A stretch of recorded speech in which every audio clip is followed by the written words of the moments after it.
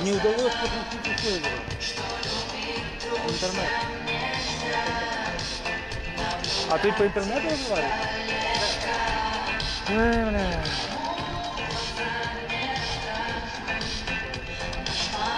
Дело в том, что у меня не соединяется телефон с ноутбуком моим, понимаешь? Понимаю. Блядь. Ты не первый, кто здесь страдает. Мы к нему, Макс, Так, ты... я спрашиваю. Не получается. Так а как мне интернет? У тебя не есть? Да. Ну, вот давай только отправить. Короче, у меня в режиме модема там 100 мегабайт только. Но мы не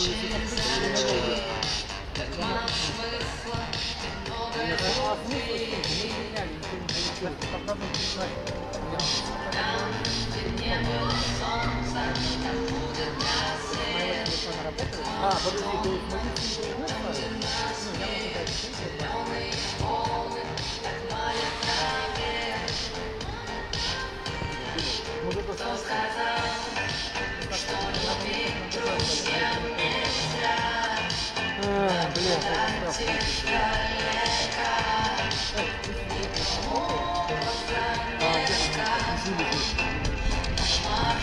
А у тебя микро? Я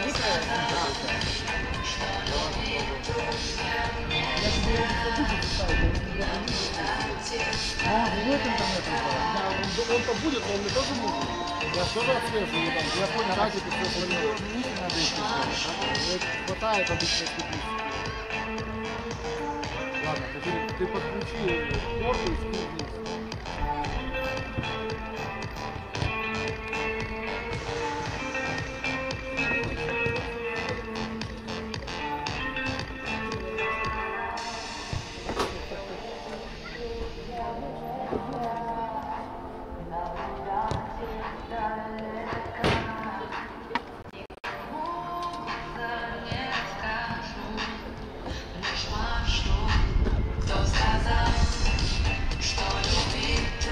Дима!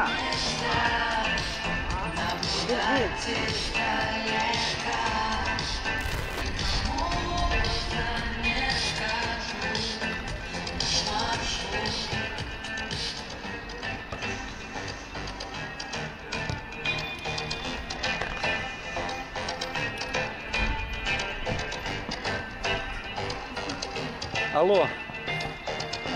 Стас, подожди, сейчас мы симку в другой телефон ставим. Мой телефон почему-то с этим ноутом не коннектится, понимаешь? Нету интернета. Сейчас мы симку я вставлю в этого, в комментатора, его подключимся. Комментатора же ставить. Я же не чувствую, я собственно говоря. Нету, ну я уже все настроил, состав все вбил, то есть это. Все, давай. Я еще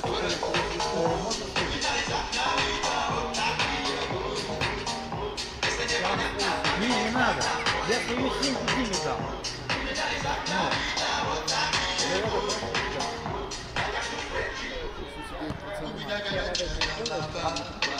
Мне тоже надо чем-то воткнуть.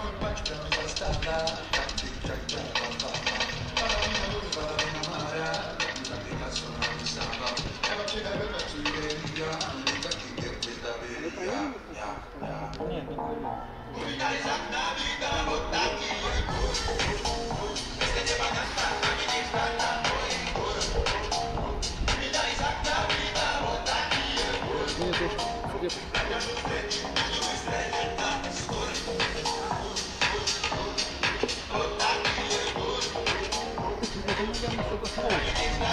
Или с виндой 11.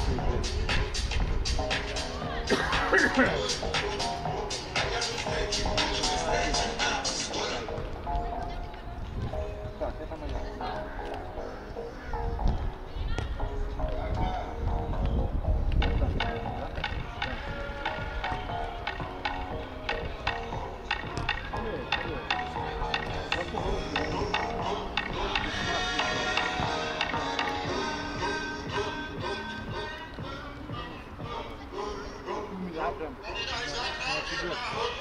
Прям. Ну давай, если что, твою мою ставим, можно не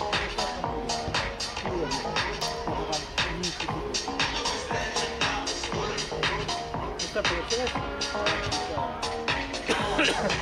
Так, а пароль себе какие какой? Я еще не сделал, подожди. Что раз там, блин? Раз дам, два дам, да?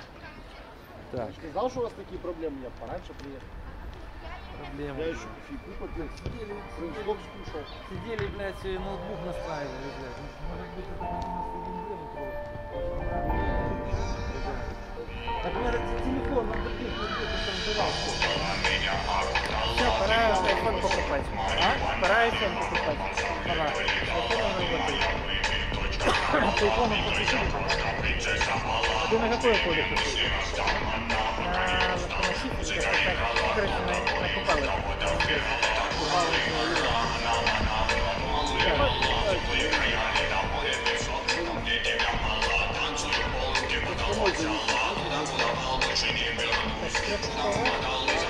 Пусть будет у нас.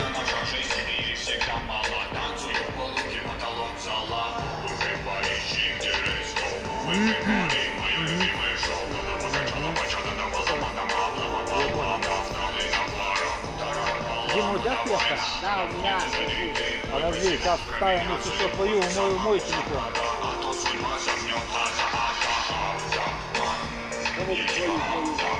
А? А вот твою мою. Твою симку в мой телефон. А что тебе моя симка даст? Мне 100 мегабайт. А мне списать будут на это. Понимаешь, может На мой номер будет. что на мой номер? У меня же на телефоне установлено приложение.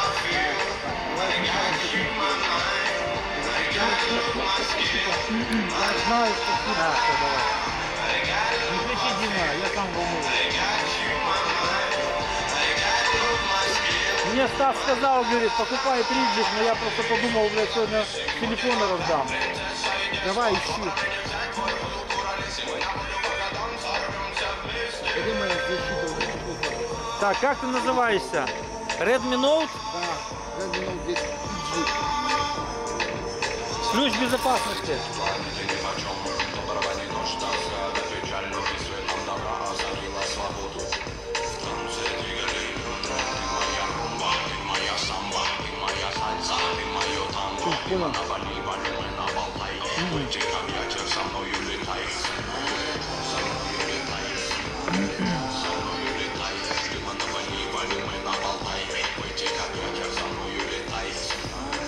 Понял? Ага, сейчас.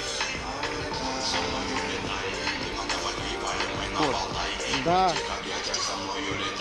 Вот. Девил. Большой, да? Да. 21.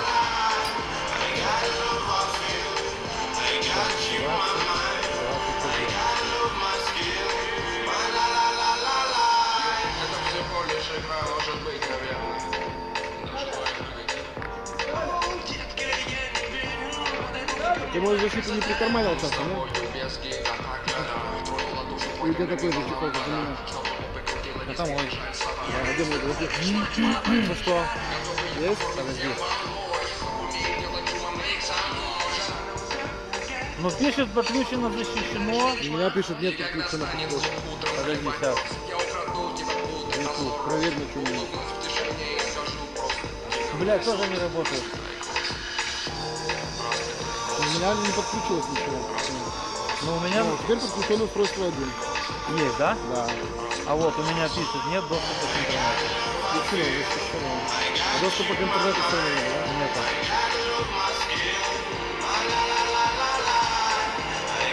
Давай еще раз подключить. Вот, без включения к интернету. Видишь? Такая же самая у меня с телефоном херня. Макс, оставляй iPhone. А я сейчас мой телефон. Ну а как мы, блядь, надо делать?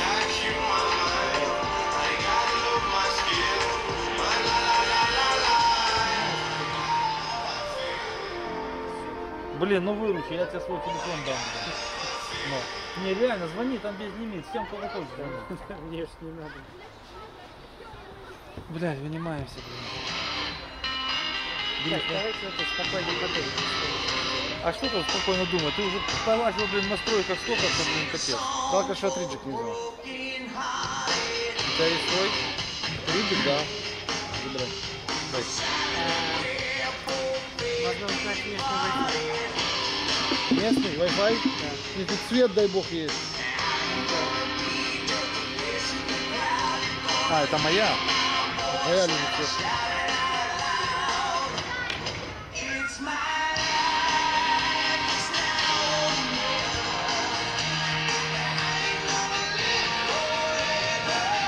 Папа пойдет к директору, что не приходит. Давай фото.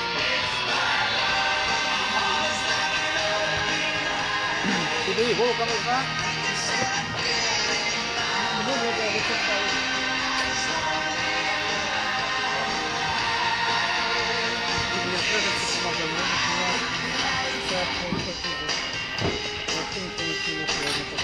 Что? А похоже, что сегодня оценки не снимут.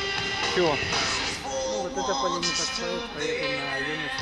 Оставайся лучше здесь. Давай здесь оттранслируем, хрен с ним на юность. Блядь, ну не работает.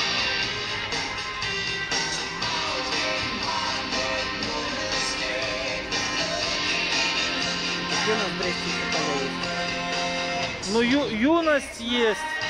На Янке Купала там. Да, да. Только заезжать надо там с другой улицы. Я знаю. С параллельной там. Третий стадион, что там вообще? А? Третий стадион на Ковалевской, что там? Это манеж. Конечно. Манеж там. И что там? Ну тоже поле, только накрытое. Сам темп близко от края поля. Вот, я ни разу там не был. Ни разу не был. Что, нет интернета? Смотри, вот ТВ-3. Это я к своему подключаю. Подключено, защищено. Бля, ну нету интернета, нет. Ну. Бля, жопа полная, бля. Оставляй телефон, на, бери мой.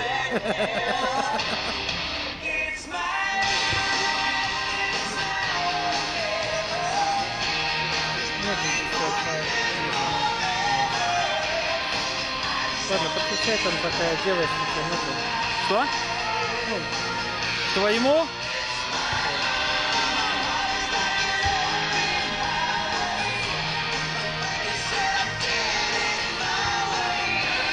Но это не имеет значения, если ты сейчас уйдешь.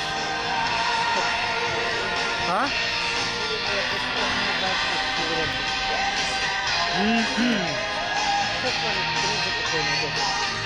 Подожди, а это... А, он к тебе подключился? Он автоматически.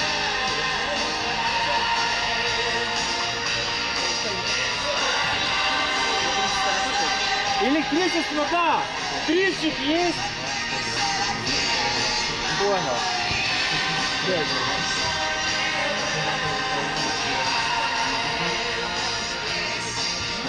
Ну ты что, останешься? 123, 124.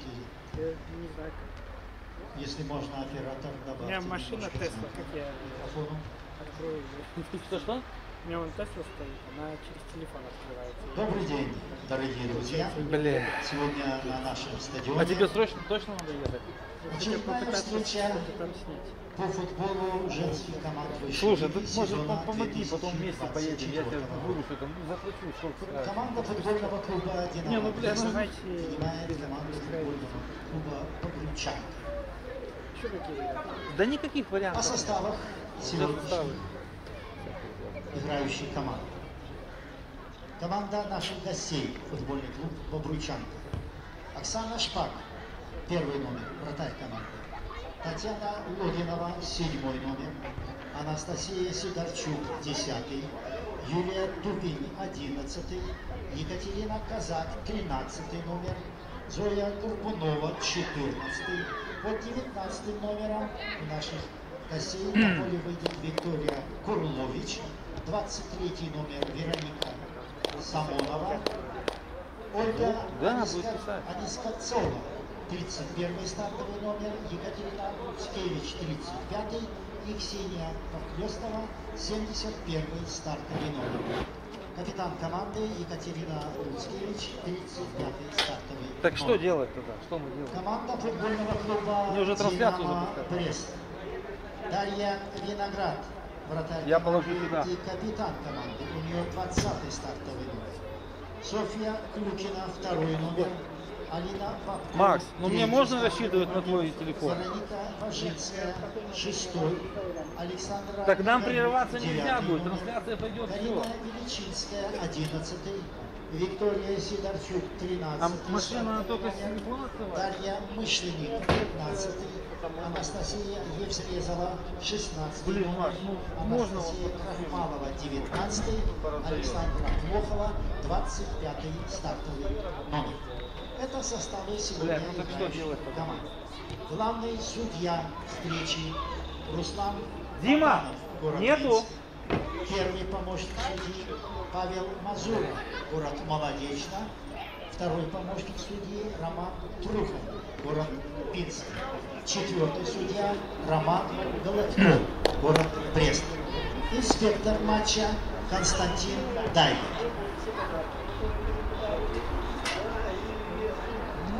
Главный тренер команды футбольного клуба «Динамо Брест» Андрей Сычин. Менеджер команды наших гостей футбольного клуба «Бобруйчанка» Леонид Болтрушкин.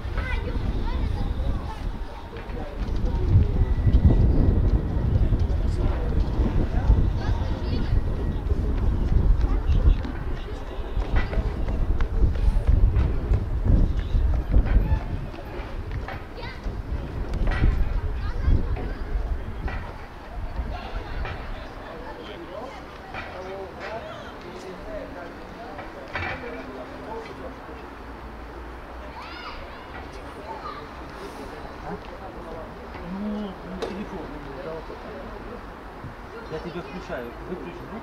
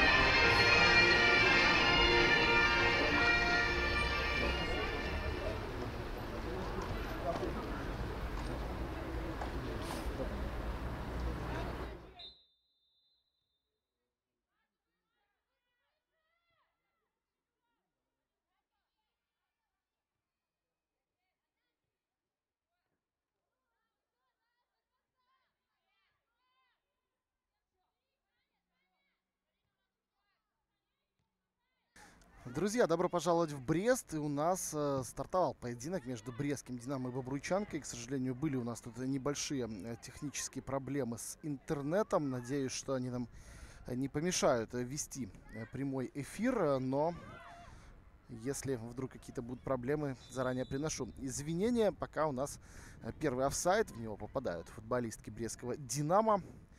Это была Анастасия Евзрезова, центрфорвард брестчанок. Ну и давайте без промедления, коль уж немножко отстаем от планового графика, знакомиться с составами команд. Бобруйчанка сегодня гостит на берегах Буга, и у Бобруйчанки всего лишь 11 футболисток доехала до Бреста.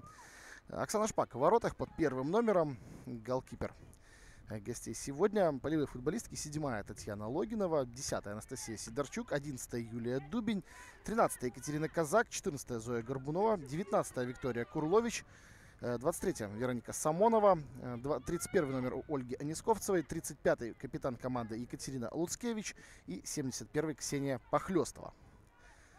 Менеджер команды Леонид Болтушкин. Вот такой сегодня состав у Бобруйчанки, без запасных, но с очень опытными футболистками на поле. Думаю, что хватит силенок им отыграть, в принципе, весь матч. Но посмотрим. У брестчанок, конечно, в плане свежести и ног будет гораздо большее преимущество. И стартовый состав от Андрея Сычика, главного тренера брестского «Динамо», Дарья Виноград. В воротах у нее и капитанская повязка на руке, 20-й номер на спине. Полевые футболистки: Софья Клюкина 2-я, Алина Бабко 3-я, Вероника Важинская 6-я, Александра Каганюк 9-я, Карина Величинская 11-я, 13-й номер у Виктории Сидорчук, 15-я Дарья Мышленник, 16-я Анастасия Евзрезова, 19-я Анастасия Крахмалова и 25-я Александра Плохова.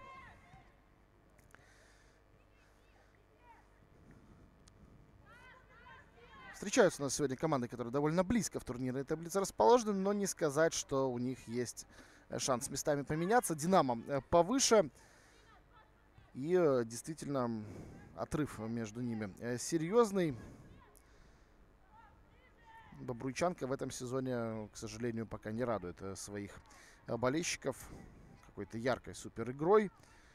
Перед этим туром очень большие кадровые проблемы, как мы видим из состава, очень куцого. Но в целом, конечно, не такого ждут от женского футбола в Бобруйске. Но пока как есть. Где-то приходится выживать. 7-е и 8-е места команды занимают, но у «Динамо» перед туром было 30 баллов, 24 игры, у Бобруйчанки 23 очка и 25 матчей. Так что сегодня, конечно, хоть и соседи по таблице, но «Динамо» можно считать фаворитом, исходя из ростера команды, исходя из игры в сезоне в целом, более результативной, более успешной. И посмотрим, как это конвертируется сегодня на поле. Довольно прохладно в Бресте, несмотря на то, что солнышко светит. Но видим, что девчонки играют в основном с длинными рукавами. Кто-то что-то и тепленькое под футболки надел, в перчатках даже некоторые. Так что сегодня не самые, может быть, комфортные условия. Но если разбегаешься, если поймаешь тонус, то, конечно, будет чуточку проще.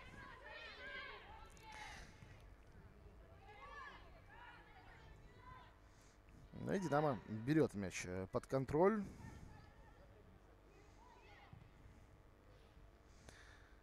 Евзрезова здесь сражается с Юлией Дубень. Борьбу выигрывают гости в итоге. Посмотрим, получится ли у них мяч сохранить. Да, такой интересный состав, конечно, у Бобруйчанки. Здесь есть прям настоящие супер-ветераны женского футбола. Оксана Шпак, Екатерина Луцкевич, Зоя Горбунова, Ольга Анисковцева. Всем им уже, ну, скажем так, неприлично говорить о женском возрасте. Ну, давайте скажем так, на 5-й десяток ушли. Да. И есть в то же время молодые футболистки, как та же Самонова, Похлёстова, 6-5 годов рождения. Уже игроки, скажем так, второго поколения бобруйского футбола, рожденные в 2000-х годах. И вот такой сплав действительно супер молодости и супер опыта. Как-то среднее звено, вот 90-е годы, не так, прям скажем, представлены. Вот Виктория Курлович, 90-го года рождения, и 96-го Юлия Дубень. Все остальные либо раньше родились, либо уже после 2000-го, в новом тысячелетии. Поэтому любопытно будет взглянуть на то, как сегодня этот сплав сработает. Ну и ожидаем, что такого разгромного футбола не будет все-таки на стадионе Брестской. Брестской Дюшор. Не настолько велика разница в классе между командами. С другой стороны, как бы кадровый резерв у бобруйчанки сегодня действительно невысок. И, возможно, во втором тайме команда несколько просядет по физическим кондициям. С другой стороны, я думаю, готовились девушки именно к такому формату, что придется играть без замен и физически будут неплохо себя чувствовать. Пытается здесь Дарья Мышленник протиснуться к чужим воротам, но не позволяет этого ей сделать Екатерина Казак.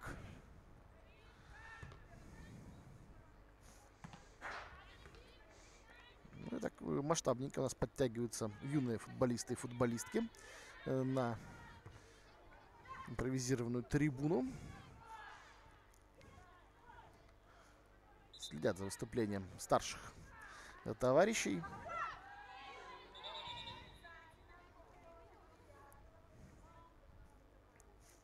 Ну и не представил я еще судейскую бригаду, конечно же. Надо это сделать, пока у нас она не очень-то и заметна, что, наверное, и хорошо для судей. Руслан Лобанов из Минска сегодня в роли главного арбитра.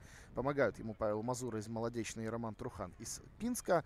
Резервный судья Роман Голодко из Бреста. И инспектор матча Константин Дайлет также из Бреста. И ваш комментатор сегодня Дмитрий Шеверштейн. Себя тоже надо, наверное, представить в роли, так сказать, одного из действующих лиц. Но надеюсь, что главными действующими лицами сегодня будут не судьи и комментатор, а все-таки футболистки. Мы только за это топим исключительно, пока нарушение правил. Здесь нарушила эти самые правила Карина Величинская. И вставляет сейчас мяч Ольга Несковцева и подруги по команде. Та пыталась длинной передачей найти впереди Анастасию Сидорчук. Не получилось это сделать, но Вероника Самонова здесь за мяч зацепилась на фланге. Брещанки его в двойном составе отобрали. Разрезающая передача на Евзрезову проходит. Полохова пропускает на Сидорчук. Две Сидорчук у нас сегодня в составе. Соответственно, Анастасия у бобруйчанки и Виктория у Динамо. Так что не будем их, надеюсь, путать. Вот Виктория Сидорчук сейчас была ближе к атаке. Правда, до удара по воротам дело так и не дошло.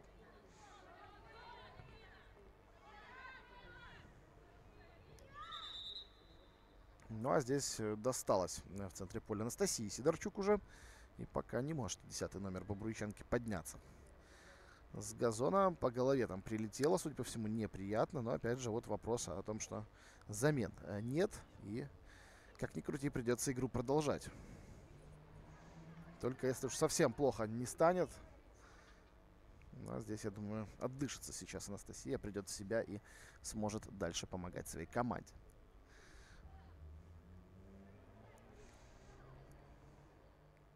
Фола не было, поэтому мяч остается у Динамо. В таком варианте спорного. Отдал его блещанкам Руслан Лобанов. И матч продолжается у нас. Но вот уже Анастасия Сидорчук, придя в себя, сразу же обозначается и на поле в атакующих действиях. Правда, развитие этой атаки не получилось у гостевой дружины.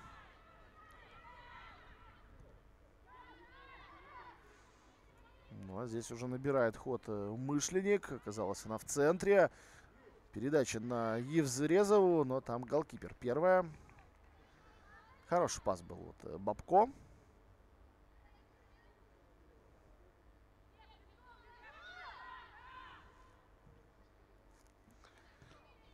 Сегодня на левом фланге у Динамо именно Алина Бабко играет в полузащите, а Софья Клюкина в обороне. Хотя чаще бывало в этом сезоне наоборот. Софья действовала повыше, Алина пониже. Но вот вариативно действуют девчонки. И здесь это плюс, конечно, для Андрея Сычка, что он может их безболезненно фактически менять.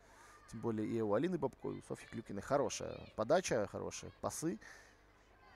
Могут они активно поддерживать атаку и, соответственно, приносить команде пользу.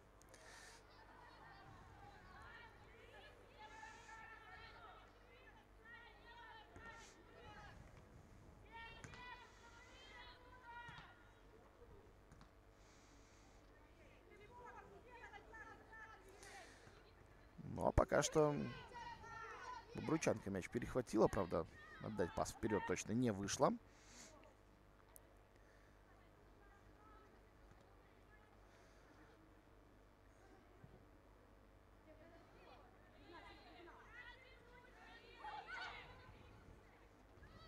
Виктория Сидорчук хорошую скидку головой делает на Евзрезову, но там первый успевает Анисковцева.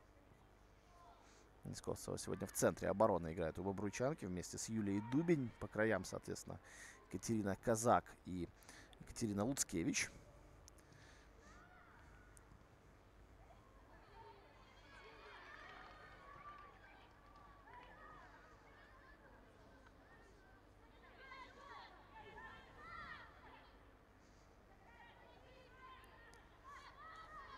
И продолжается атака Динамо в углу площадки. Там Плохова помогает тоже подруге по команде.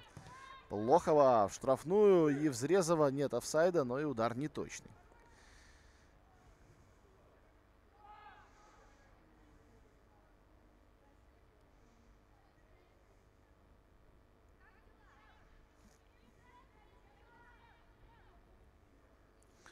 Пока довольно спокойный темп в нашей встрече. Это, конечно, на руку Бобруйчанки, которая не тратит слишком много сил на старте.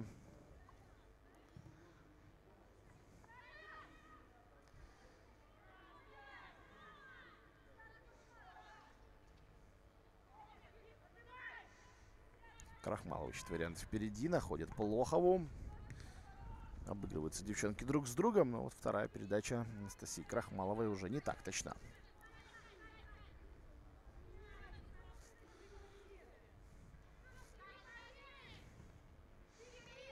Разыгрывают аут Бобруйчанки. И на ход сейчас Ксении Похлёстова отдавала эту передачу Виктория Курлович, но не совсем поняли друг друга девушки. И тут же от более старших подруг по команде получили своеобразное такое напихивание, да, уму-разуму.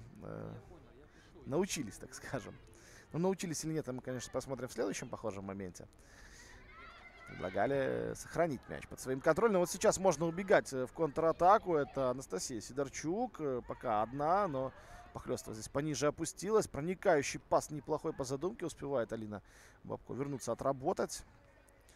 И перехватывает Брещанки мяч. И теперь уже Луцкевич здорово отрабатывает против Виктории Сидорчук. А дальше Плохова против самой Луцкевич. Роняют там капитана Бобруйчанки. Досталось ей по ноге, но без нарушения правил. Все в порядке. Александра Плохова помогает сопернице подняться. И игру можно в целом продолжать.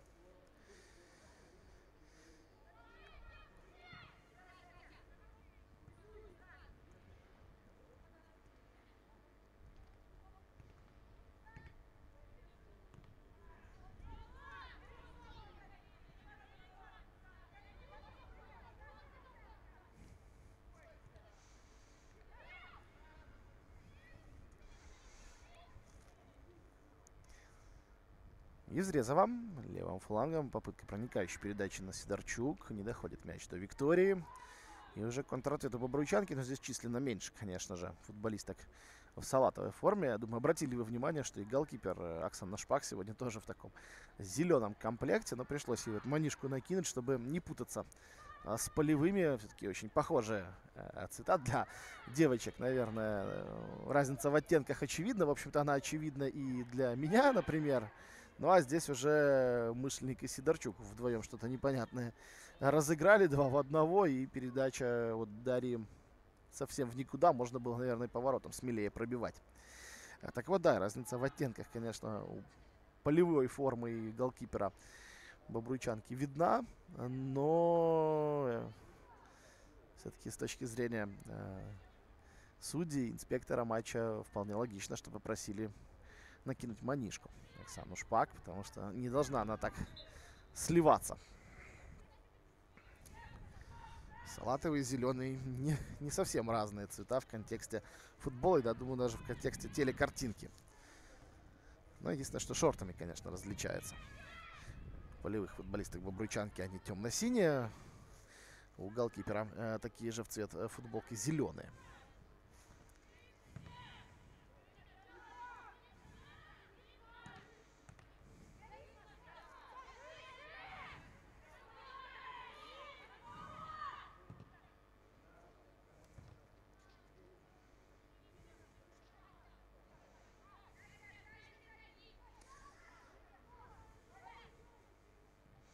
Здорово отрабатывает Анисковцева в партере. Уже лежа пытался мяч сохранить и отдать подруге по команде. А здесь Евзрезова запускает снова Мышленник.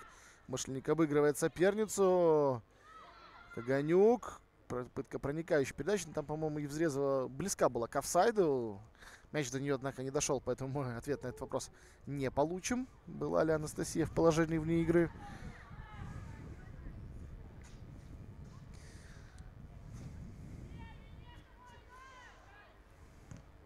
Плохова. Навес от Крахмалова. И до Каганюк мяч не доходит.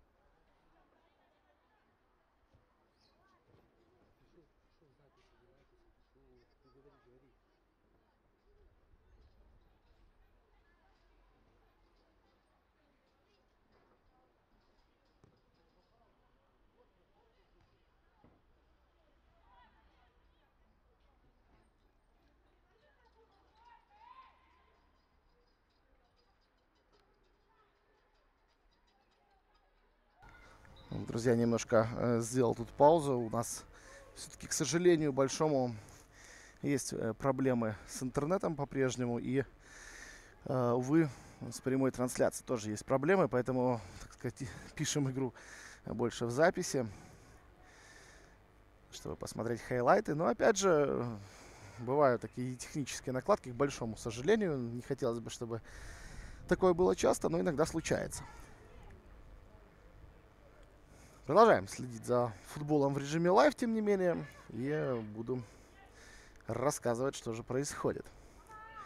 А происходит проникающая передача на Самонову, которая опережает в данном случае Вероника Важинская. Аут в пользу бобруйчанки.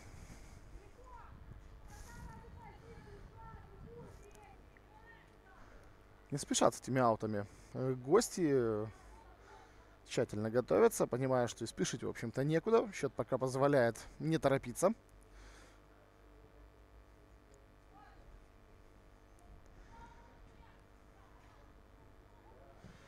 Ну, а здесь опасно. Штрафной у «Динамо» может быть. Подбирает мяч Самонова.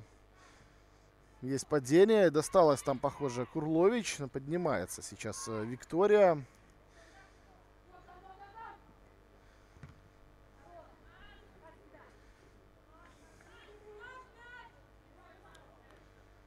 Отдают здесь судьи, по-моему, мяч все-таки «Динамо».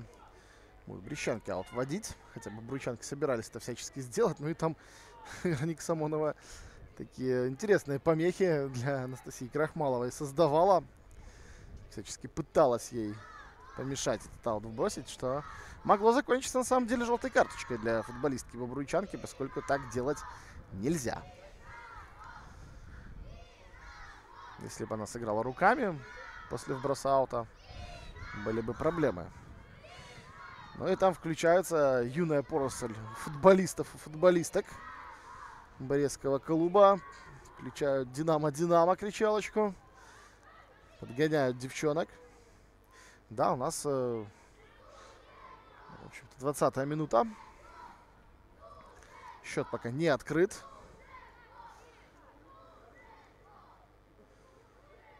Не спешит никуда Оксана Шпак. Есть такое впечатление, некоторые проблемы с выносом мяча у голкипера бобруйчанки. Возможно, проблемы именно такого, знаете, медицинского свойства. Вот ворот обычно вводят защитницы у бобруйчанки, но вот сейчас как-то не получился вынос. И как-то так Оксана неприятно прихрамывает, прогуливаясь по штрафной. Но в любом случае желаем здоровья если есть какое-то повреждение, но вынуждена играть голкипер бобруйчанки за неимением альтернатив. А здесь удар Мышленник, удар мимо цели. Хотя снова довольно неплохо они с Евзрезовой выходили на чужие ворота. Вот видим, да, в подтверждение моих слов сейчас Юлия Дубень будет выбивать мяч от ворот.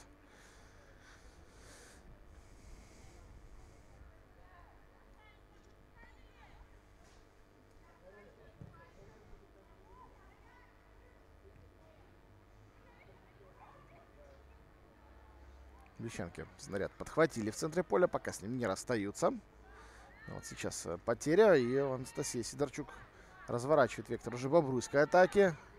На левый фланг. Здесь Самонова против Крахмалова. И Крахмалова выигрывает силовую борьбу корпусом и догоняет мяч первый, но благоразумно выпускает его за боковую, понимая, что от соперницы он покидает пределы поля.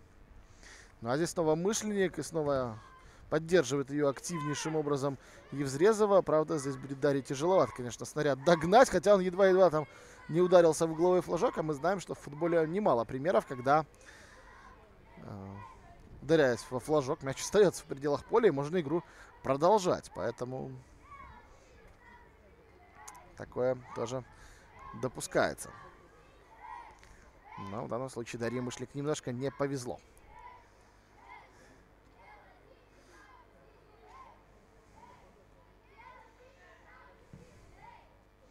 Дубень выбивает мяч в центр поля.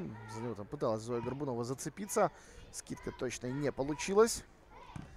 И здесь уже Евзрезова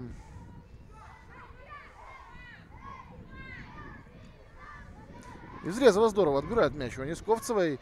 Дальше продолжится борьба. Никаких сомнений, что Ольга ее навяжет, соперница. Но вот прострел на Викторию Сидорчук адресатки не нашел. С другой стороны, заработали корнер сейчас футболистки бобруйчанки. Футболистки Динамо, конечно. Футболистки бобруйчанки мяч выбили, разумеется. И на подачу пошла Софья Клюкина.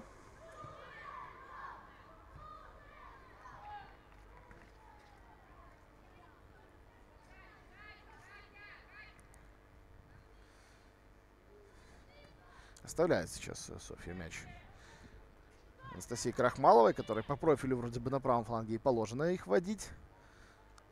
Но, возможно, здесь какие-то перестановки сейчас будут у нас в тактике Динамо. Присмотримся. Пока что Алина Бабко закрывает позицию левого защитника, а Софья Клюкина пошла повыше действовать.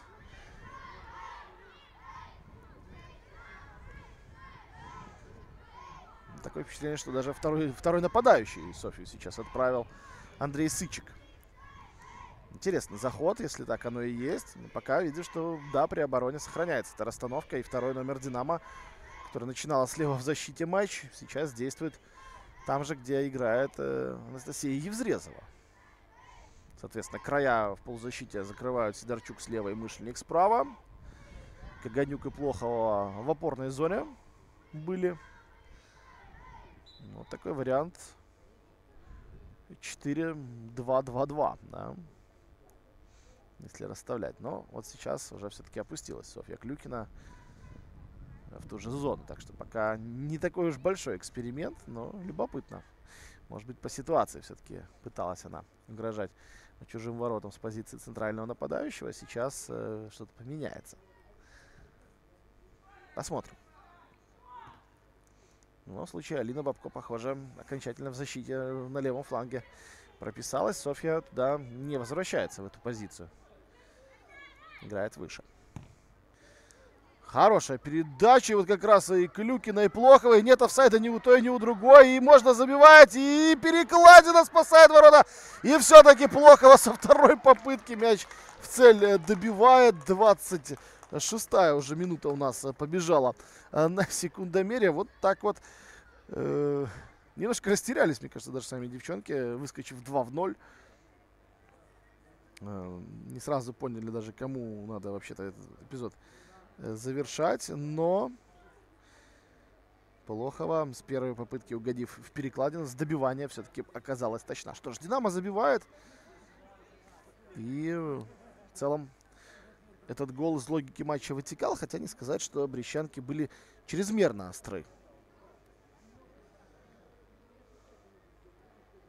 На 27-й минуте первого тайма гол в ворота команды футбольного клуба «Брестянка» забила Александра Полохова. Итак, продолжаем следить за тем, как у нас будет развиваться матч. Евзрезова здесь дважды заблокировала выносы от Дубень и не смогла в итоге довести дело до удара, хотя показалось, что, может быть, там и руками где-то себе чуть-чуть подыгрывала.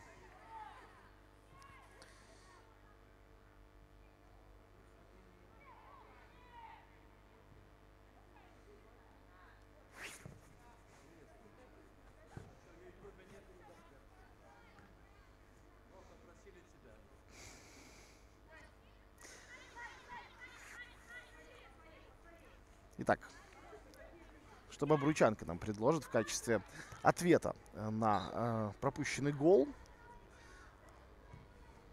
Будет любопытно смотреть, узнать.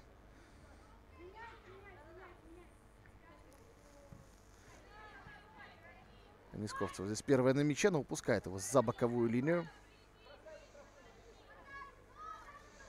Там, естественно, рядом с этой группой поддержки Крахмалову много советов раздают, кому и куда вводить, но выбирает она не самый, может быть, очевидный вариант. Пыталась перебросить здесь уже Веронику Самонову и найти за ее спиной Дарью Мышленник.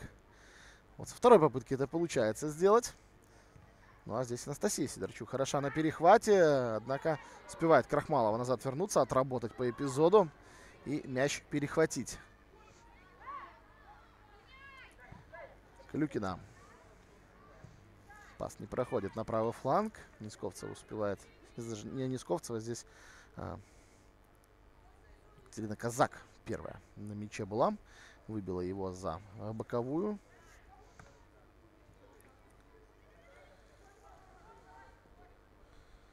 Поборолись Мышленник и Самонова. Достаточно жестко, но мяч в итоге оказался за линией ворот и будет его вводить в игру снова Юлия Дубень. От ворот бобруйчанки соответственно.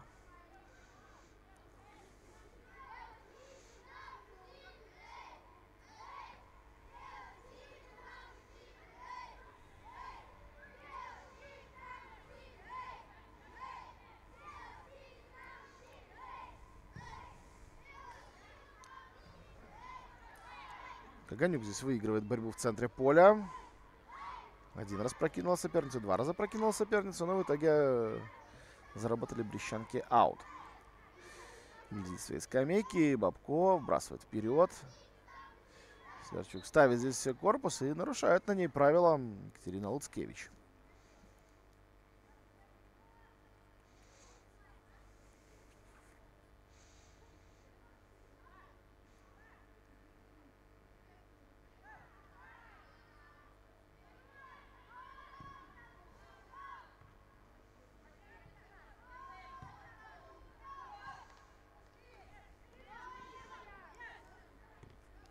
Казак подключается к атаке. Похлёстова с ней отыгрывается. Но здесь против более шустрых динамовских девчонок тяжеловато приходится бобруйчанкам. Тем не менее, нарушение правил Крахмалова фалит на Екатерине Казак. И зарабатывает защитница бобруйчанки аут. Ой, не аут, штрафной, конечно же. Штрафной, который готовится разыграть Вероника Самонова. Отправляет Ольга Нисковцева, подругу по команде, вперед. И сама на правах такого диспетчера будет искать варианты впереди. Разбегаться, правда, приходится с плитки. Это травмоопасно, прямо скажем. Очень близко там к линии аута был этот стандарт назначен. Но как уж есть. Заброс вперед, и по задумке вроде бы неплохой. Вот и про Дарью Виноград вспоминаем, что она существует в этом матче. Пока что, кроме как на представлении составов, я вам, друзья, про голкипера Динамо и не говорил даже ничего. Дарья просто есть, мы просто любуемся ей, и, в общем-то, на этом все. до нее мячи не доходят. Может там себе спокойненько постоять, пообмениваться какими-то мыслями с Ball-Girl за воротами. Ну, это, конечно, все шутки. На самом деле капитан Динамо в игре, она там дирижирует линией обороны, пусть и без мяча, но, наверное, и рада такому варианту, почему бы и нет.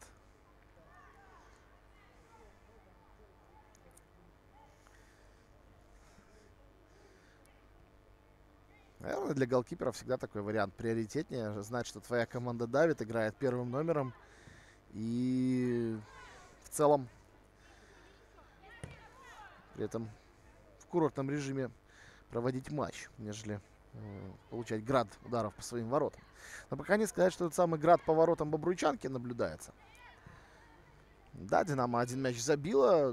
Динамо владеет преимуществом, чаще контролирует мяч, чаще выстраивает какие-то атаки, но Бобруйчанка пока довольно спокойно обороняется. Здесь тоже есть определенные перемены. Видим, что Самонова и Казак местами поменялись на ближней бровке к нам с вами. Теперь Екатерина действует в полузащите, а Вероника, соответственно, в обороне. Но, опять же, не будем забывать, что без замен играют бобруйчанки. И где-то какие-то перестроения, они просто этим обусловлены, что нужно посвежее ноги чьи-то использовать. Даже Самонова, конечно, на порядок моложе многих подруг по команде. И как-то вот сдержать шуструю мышленник отрядили именно ее. Ну, хотя Екатерина Казак в данном случае тоже далеко не ветеран женского футбола. Екатерина у нас 2001 года рождения, так что тоже молодая достаточно футболистка. Но, опять же, на фоне суперопытных ветеранок бобруйчанки эти девчонки совсем еще зеленые, да, в какой-то степени. Все им в дочери годятся, скажем так.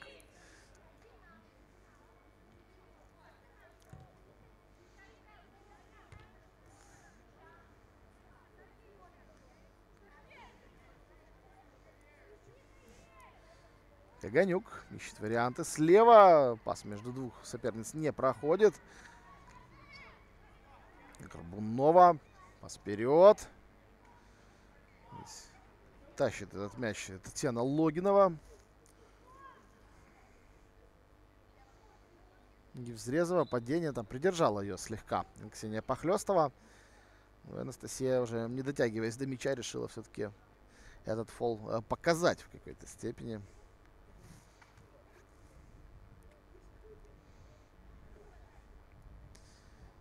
Естественно, отреагировал на это Руслан Лобанов.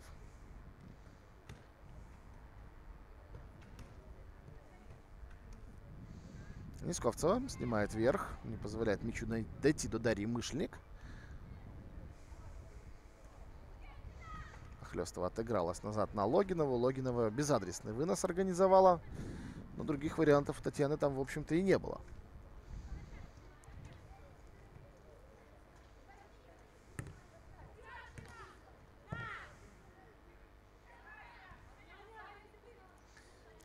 Плохова.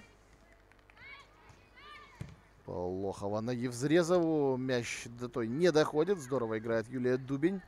Там немножко помешали они друг с другом с Ольгой Нисковцевой, но в итоге Юлия этот мяч отобрала. А это самое важное было, поскольку за спиной была соперница. И Евзрезова обычно в таких моментах не прощает ошибок.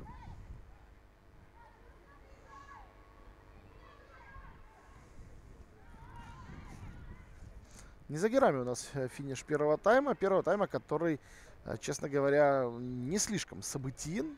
Будем честны перед собой и перед вами, друзья. Но есть определенный нерв в этой игре. Не сказать, что прямо Бобруйчанка тут близка к камбэку какому-то. Повторюсь, и каких-то сверхугроз у ворот Дарьи Виноград мы не видели. И про самого голкипера Динамо даже не вспоминали толком. Ну и Динамо пока многого не позволяют сопернице. Вот сейчас моментик может получиться. Прокидывает здесь Зоя Горбунова мяч. И что, на точку ставит? Вот так вот Руками там кто? Александра Плохова сыграла, не точнее, как позволила себя прокинуть, но при этом еще и руками подыграла. И было все это дело в штрафной. Плохова на 36-й минуте привозит пенальти. Вот это моментик интересный. И Бобруйчанка имеет хороший шанс сравнять цифры на табло. Юлия Дубень пошла исполнять 11-метровый удар. Ну что ж, посмотрим. Да, вот так вот ничего не было, только мы про это вспомнили. И, пожалуйста, Александра Плохова как-то не лучшим образом действовала. Дубин разбегается, удар и 1-1 в нашей встрече. 37-я минута становится счастливой для Бобруйчанки. Реализуют они 11-метровый удар. И у нас все начинается сначала в этом матче.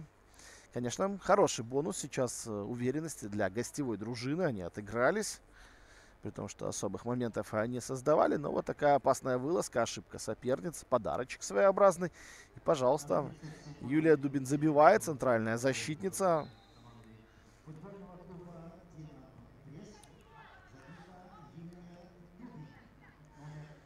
Ну и вот Александра Плохова, которая отличилась за «Динамо», сейчас, скажем так, вышла в показатель полезности 0, да? 1 забила, 1 себе привезла. Я думаю, брещанки не сильно будут расстраиваться, не сильно долго расстраиваться. И увидим мы еще больше атакующих действий в исполнении команды Андрея Сычика. Пока на скамейке там тоже все спокойно. Много еще времени играть. У нас есть второй тайм впереди. Плюс еще есть несколько минут в этом. Я думаю, что нет больших поводов у Руслана Лобанова что-то серьезно добавлять. Ну, может быть, минутку какую-то дежурную, а может быть и вообще без этого. Особых пауз в игре не было. Виктория Сидорчук, чужой штрафной. Сидорчук долго готовила удар. Виктория, его заблокировали. Плохова. Здесь уже другая Сидорчук на пути мяча встает. Анастасия. Снова Плохова. И Самонова у нее из-под ног мяч выбивает.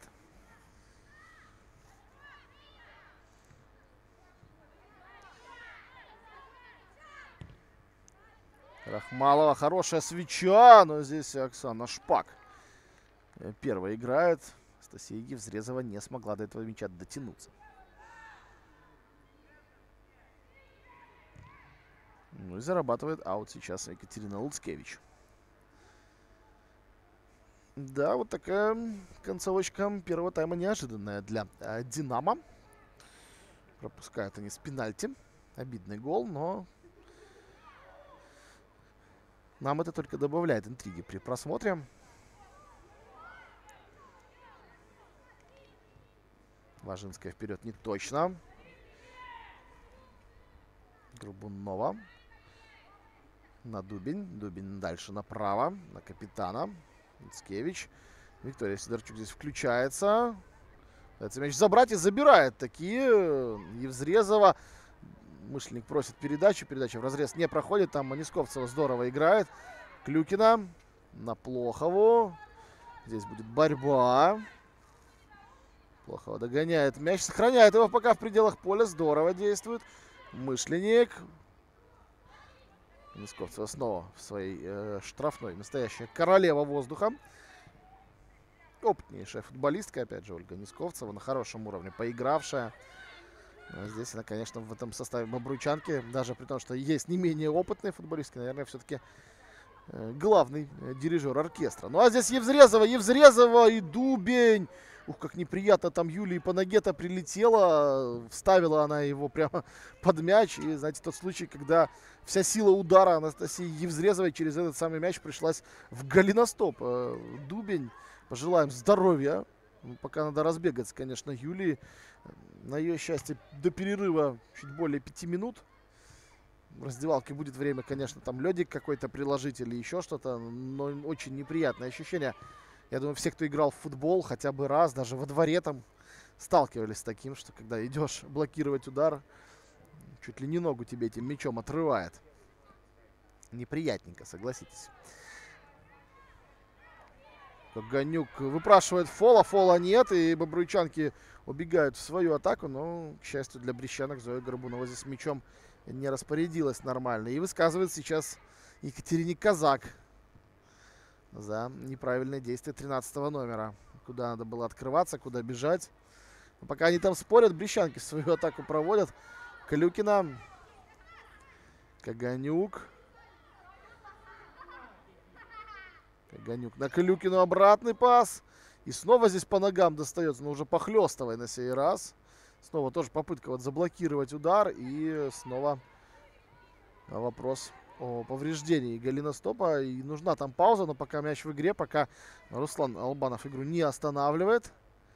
Вот сейчас, когда мяч покидает пределы поля, побежал главный арбитр справиться о здоровье нападающей бобруйчанки. Нужна медпомощь.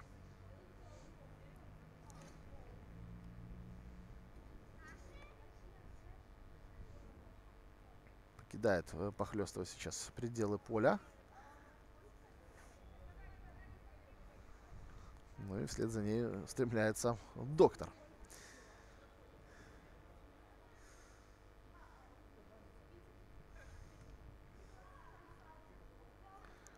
Но у нас аут. Брестчанки его вводят. Здесь никаких спорных. Здесь игровой момент.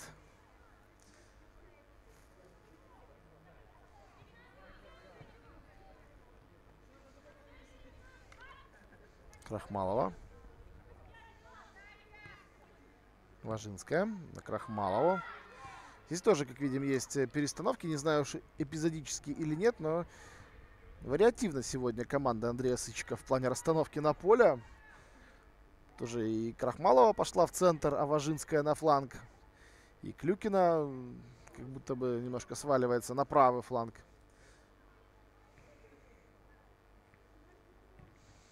Александра Плохова наоборот повыше действует. Ну, любопытные перестановочки, на самом деле, так эпизодически что-то пробуют. Брестчанки новая. Возможно, что-то из этих задумок и сработает. Посмотрим. Но вот сейчас Важинская и Крахмалова возвращаются к прежним своим позициям. Может, это просто вопрос взаимозаменяемости, да? Важинская просит передачу Плохова. Тут и Сидорчук была на пути мяча. Самонова пока его отбирает. Самонова вперед на Казак. Казак. Блок жесткий от Крахмаловой. Важинская вперед. Евзрезова, посмотрите, опустилась аж в опорную зону. Ниже тех самых опорных полузащитниц действует центральный нападающий «Динамо».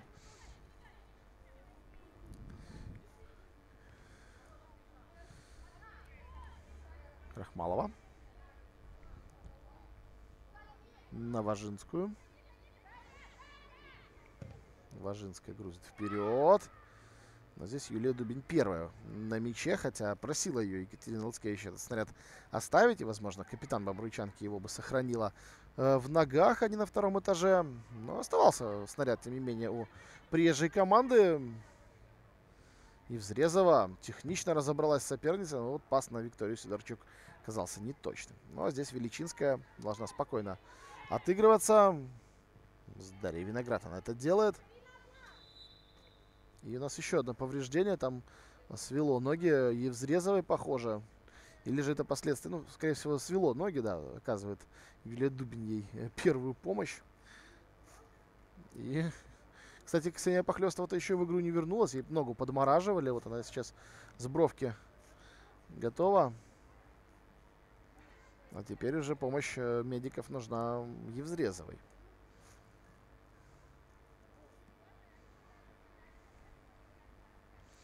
У нас пауза в игре. Готовы брестчанки мяч в нее вернуть. Похлёстова пока не получила разрешения от арбитра вернуться в игру. 1 минуту компенсировал Руслан Лобанов к первому тайму. Думаю, вполне логичное решение.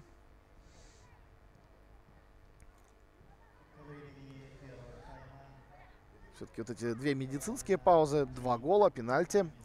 Один из них. Они на минутку как раз таки и натянули суммарно.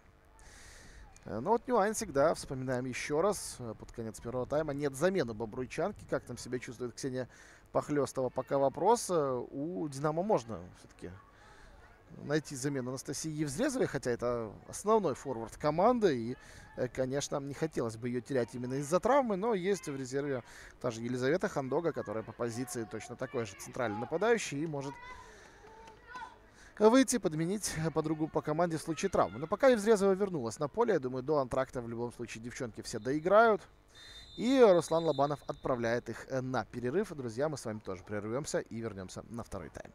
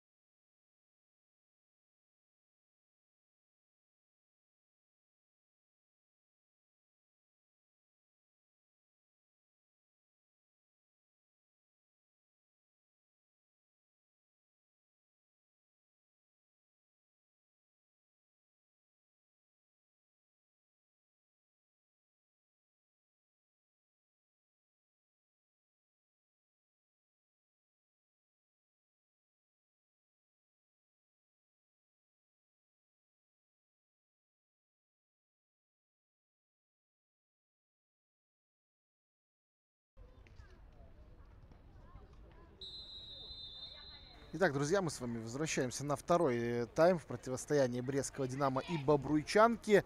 1-1 у нас по итогам первой половины встречи. На гол Александры Плоховой на 26-й минуте ответила на 37-й Юлия Дубин с пенальти. Причем пенальти, который случился после фола как раз Александры Плоховой, сыгравшей руками в своей штрафной. Так что у нас, в общем-то, эти 45 минут начинаются с чистого листа. В первом тайме преимущество «Динамо» было очевиднейшим. Похоже, не стал ничего менять сейчас Андрей Сычек в игре своей команды. У него как раз-таки есть возможность повлиять на игру. У Бобруйчанки замен нет, поэтому давайте напомню состав команды. Оксана Шпак по-прежнему в воротах под первым номером. В обороне слева действует Вероника Самонова, 23-я. Справа капитан команды Екатерина Луцкевич, 35-я. В центре Юлия Дубень, 11-я. И 31-я Ольга Анисковцева. Чуть повыше в опорной зоне 19-я Виктория Курлович и 7-я Татьяна Логинова. Анастасия Сидорчук под 10-м номером в центре. Чуть выше нее располагается сейчас Зоя Горбунова под 14-м номером. Слева действует Екатерина Казак под 13-м. И 71-й номер у Ксении Похлёстовой, центральный нападающий Бобруйчанки. Падение Евзрезовой в штрафной. Не будет здесь фола и пенальти. Удар Клюкина и сейф Оксаны Шпак. Евзрезова тем временем поднимается с газона. Состав, который у «Динамо» начинал и продолжает эту встречу, пока, повторюсь, без замен. В воротах капитан команды Дарья Виноград под 20-м номером. Она же с капитанской повязкой, естественно. В защите центр обороны составляют Карина Величинская под 11 номером и Вероника Важинская под 6-м. По краям расположены 19 номер у Анастасии Крахмаловой и 3-й Алина Бабко. Повыше на флангах полузащиты 2-й Софья Клюкина. И у Дарьи Мышленник 15 номер. В опорной зоне 25-й Александра Плохова и 9 номер у Александры Каганюк. И повыше располагается также Виктория Сидорчук под 13 номером. На острие атаки Анастасия Евзрезова 16-я.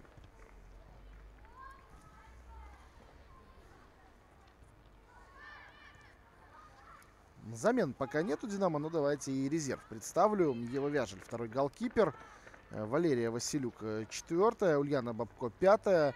Ирина Цушкевич, 7-я. Анна Дубовик, 10-я. Маргарита Любчук, 12-я. Виктория Габришук, 14-я. Виктория Номович, 17-я. И Елизавета Хандога, 18-я. Вот такой вот резерв есть у Андрея Сычика, который он может, в принципе, сейчас бросать в бой. Но, опять же, результат на табло, я думаю, «Динамо» не устраивает. И будет команда стараться выиграть эту встречу. Для того, чтобы ее выиграть, нужно, естественно, забивать еще. Пока с этим есть вопросы. Да, преимущество, мы сказали, было у команды в первом тайме, но не сказать, чтобы много слишком голевых моментов имели брестчанки. Было их больше, чем один, но не более, наверное, таких 3 реальных острых выпадов. И, разумеется, этого недостаточно пока хозяйкам, чтобы добиться нужного для себя результата. Бобруйчанка тоже хочет набирать очки. Но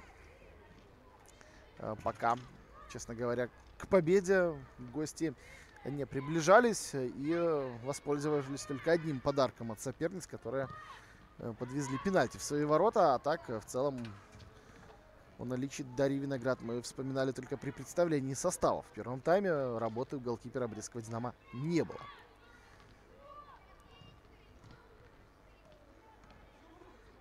Крахмалова.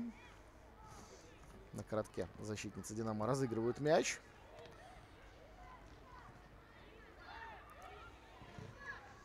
Напомню, что в Бресте сегодня достаточно прохладно, но я думаю, девчонки тонус нужно уже поймали. Хотя помню, что и в конце первого тайма уже и Анастасии Евзрезовой мышцы свело там. Возможно, свои нюансы игры на вот этой синтетике, они присутствуют в такую погоду. Не сказать, что очень просто это. Важинская. На Плохова на Клюкину. Дальше атаку продлить не получилось у «Динамо». Приходится за мячом отступать назад. И здесь Дарья Виноград разыгрывается с ближней. Второй мяч у нас на поле тут вылетел.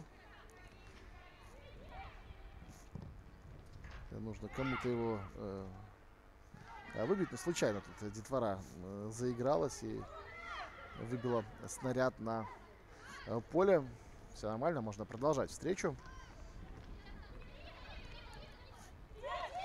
Детишки тут играют, юные футболистки за скамеечкой, которая является трибуной одновременно. Так что бывает, тут балуются, выбивают мяч на поле. Нехотя, конечно.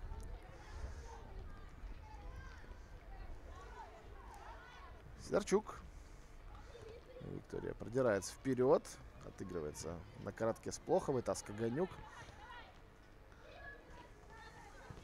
Пока не получается взломать достаточно эшелонированную оборону бобруйчанки. Один раз удалось подловить там на грани офсайда в первом тайме соперниц. 2-0 тогда вышли динамовки. И Плохова с добивания лишь смогла переправить мяч в сетку.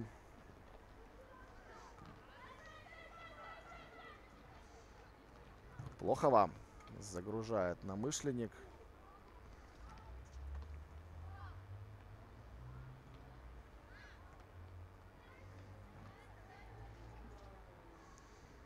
Головой заработали сейчас хозяйки.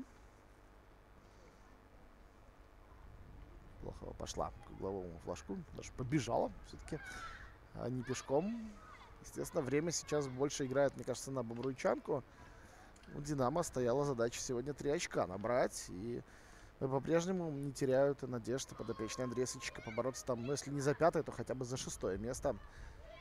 Витебск все-таки как-то посильнее в этой группе середняков. Но вот с Днепром пободаться можно. Но нужно сегодня побеждать, конечно. И вообще не отдавать очки командам, которые ниже «Динамо» в таблице находятся. Плюс набирать их, конечно же, с прямыми конкурентками, с которыми матчи еще будут. Но на самом деле не за горами финиш сезона в женской лиге. Это у нас уже 28-й тур. Напомню, что всего у нас 30 матчей должны сыграть команды. Ну, понятно, что у нас количество туров не равно количеству игр. Туров-то у нас должно быть 33. Вот, поэтому не 2 матча до конца сезона осталось. Но чуть побольше. Сегодня 26-я игра, если не ошибаюсь, для бобруйчанки, и 25-я для «Динамо». Так что 4 матча одним и 5 другим останется сыграть. Брест прошлый тур у нас пропускал. Так что теперь до конца сезона игровые все эти самые туры будут у подопечных Андрея Сычика. У бобруйчанки еще один пропуск впереди.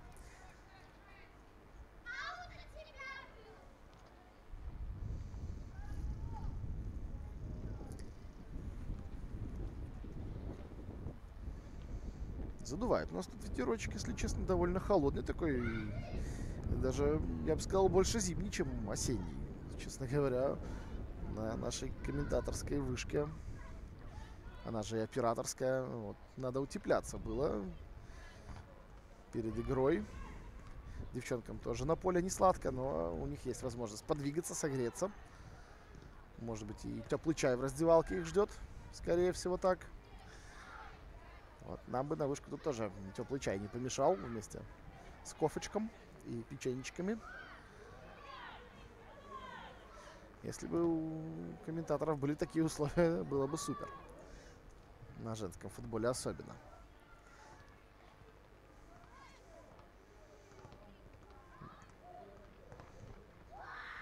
Но, к сожалению, пока довольствуются тем, что есть. Главное, что у нас есть футбол, да, о котором мы вам рассказываем.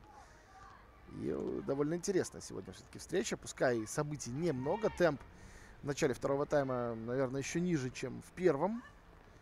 Пока серьезных атак мы не видели ни от «Динамо», ни от бобруйчанки. И, честно говоря, это немножко странно. Особенно в исполнении хозяек. Им-то нужно давить. Но бобруйчанка очень уверенно держит линию, выдерживает оборону. А «Динамо» не особо-то и осаждает. Плохова. Заброс на дальнюю. Там никого нет. Мяч уходит за пределы поля.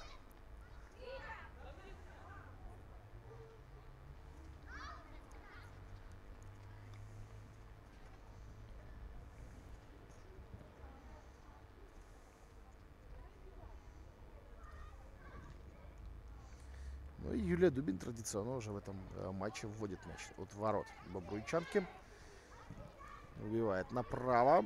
Вот здесь Логинова. Скидка на Похлёстову. Ксения тут же высоко прессингует Величинская. И Карина мяч отправляет за боковую.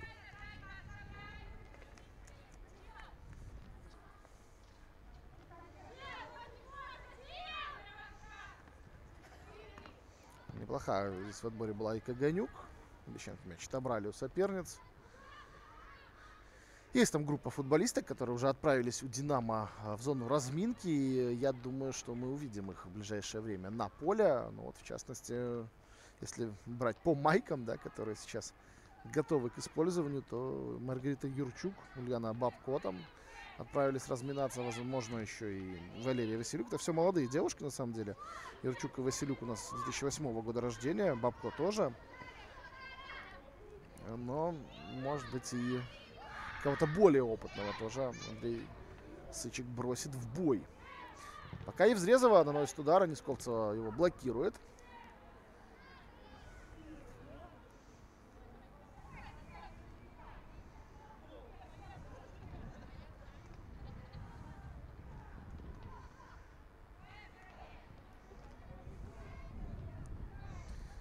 Крахмалова на Блохову. Плохова убегает от Несковцевой, но мяч слишком далек от футболистки «Динамо» был. Она там негодует, считая, что Несковцева ее придержала, так дернула за плечо, за руку и не дала ускориться как следует. Но у судейского корпуса иное мнение по эпизоду, и в любом случае далековато мяч отпустила Александра Плохова. Догнать его было уже не суждено. Ну а Несковцева, видимо, действовала в пределах допустимого по такой трактовке. Каганюк. Бабко. Неточная передача. И Логинова вперед мяч отправляет. Похлёстова. Каганюк отрабатывает против нее. Здорово отрабатывает. Без фола. Отбирает мяч. Но дальше подбор за футболистками бобруйчанки. И уже дальний заброс. Важинская догоняет мяч. Бабко. Мы видим, что Мышленник сейчас с Клюкиной поменялись флангами, что любопытно. Возможно, тоже эпизодическое, возможно, в этом есть некая тренерская задумка. Но Софья играет справа, Дарья слева. Ну вот с разминки возвращается довольно большая группа футболисток «Динамо». Посмотрим, кто из них будет сейчас переодеваться и готовиться к выходу на поле. Кто-то точно будет. Бабко слишком сильно. Здесь Клюкина, конечно, может побороться с Самоновой за мяч.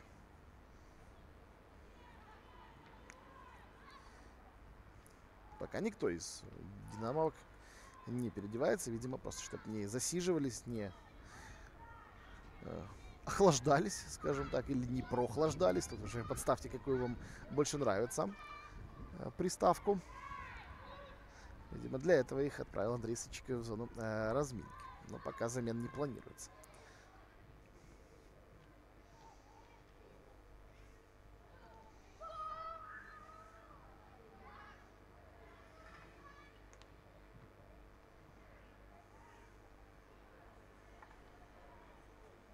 И снова бобруйчанка не спеша начинает игру от своих ворот.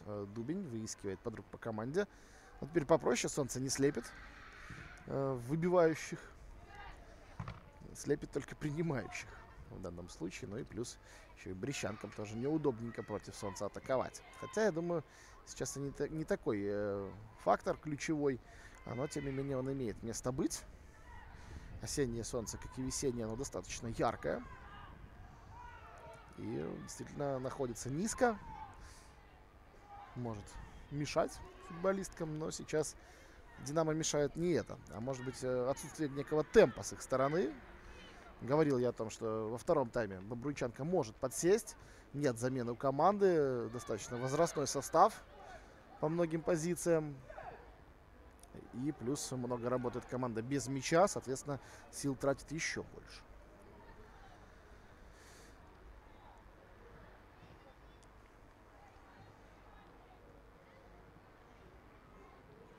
И при этом темп сейчас, я думаю, гостей полностью устраивает. Они никуда не спешат, они никуда не торопятся. Спокойно вот так вот экономят силенки на вводе мяча в том числе, через паузы. Динамо с этим нужно что-то делать, рвать темп.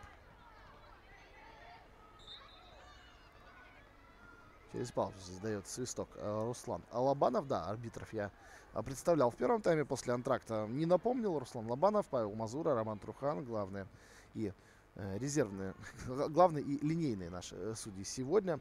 Роман Гладко резервный арбитр, Константин Дайлит инспектор матча. Но к ним особых вопросов по первому тайму не было. Был там, конечно, вопрос с офсайдом, возможным при голе Бреста, но доверимся мы здесь, конечно, Роману Трухану, Лайнсмену. От него во многом все зависело в том эпизоде. Мне лично в динамике показалось, что не было там никакого офсайда. Пытались ловушку захлопнуть бобруйчанки, но не получилось это сделать. Ну и по пенальти вроде как тоже вопросов нет. Плохова сыграла руками в своей штрафной. Руки были далеко не в естественном положении, поэтому тут вроде бы как здорово разобрались. И именно в данном случае и лайнсмены здорово подсказывали, обозначали моменты Руслана Лобанова. И сам главный судья тоже принимал решение верно. Ну, наверное, так и должно быть. Будем надеяться, что исключительно в позитивном ключе мы будем вспоминать о судьях. Но вот здесь положение вне игры у Сидорчук есть. И взмывается вверх флажок Павла Мазура.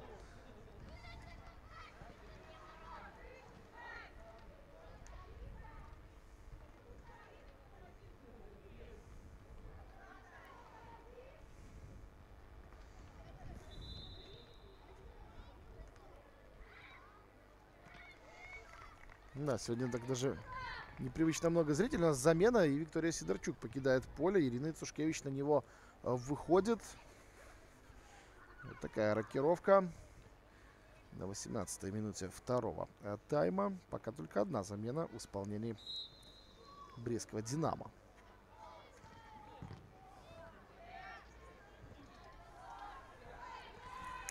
Виктории довольно долго в составе не было. Повреждение у нее было. И видим, что и нога левая тоже затейпирована. Но сейчас уже не видим, конечно, Виктория поле покинула. Но, возможно, пока берегут своего лидера наставники брестского «Динамо». То, что Виктория Сидорчук один из лидеров команды, это никаким сомнениям не подвергается. Но, опять же, футбол, повреждения, никто от этого не застрахован, к большому сожалению. И Ирина Цушкевич, тоже футболистка довольно опытная уже, 96-го года рождения. Даже в плане возраста более опытная, чем Виктория Сидорчук. Так что в данном случае можно считать замену вполне равноценной. Посмотрим, что изменится с выходом 7-го номера. Пока ждем больше активности от хозяек. Им, с одной стороны, нужнее. Я не могу сказать, что бобруйчанке не нужно там добавлять, забивать. Но бобруйчанка прекрасно понимает, в какой ситуации. Команда, опять же, замен нет. В таблице фавориты не они. Им нужно выжидать свой шанс, работать плотно в обороне и ждать ошибок соперниц. То, что эти ошибки могут быть, нам первый тайм подтвердил. Поэтому Бобруйчанка пока все делает грамотно для себя. Им рвать жилы, рвать темп, бежать куда-то сломя голову абсолютно не нужно. У них другая ставка, и понятно, что мы от них не ждем, что они вдруг начнут носиться как угорелые по полю, тратить все силы, а потом минут 20 ходить пешком. А вот у «Динамо» есть возможность повлиять на игру. Более молодая команда, более такая задиристая в хорошем смысле. И нужно как-то эту энергию на поле выплеснуть, но пока не получается.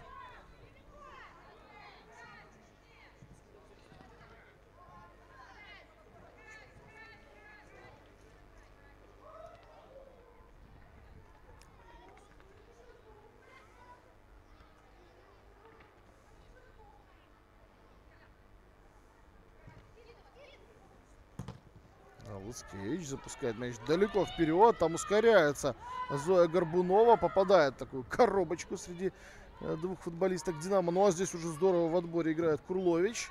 Правда, мяч далеко отпустила Виктория. И, естественно, брещанки его обратно отобрали.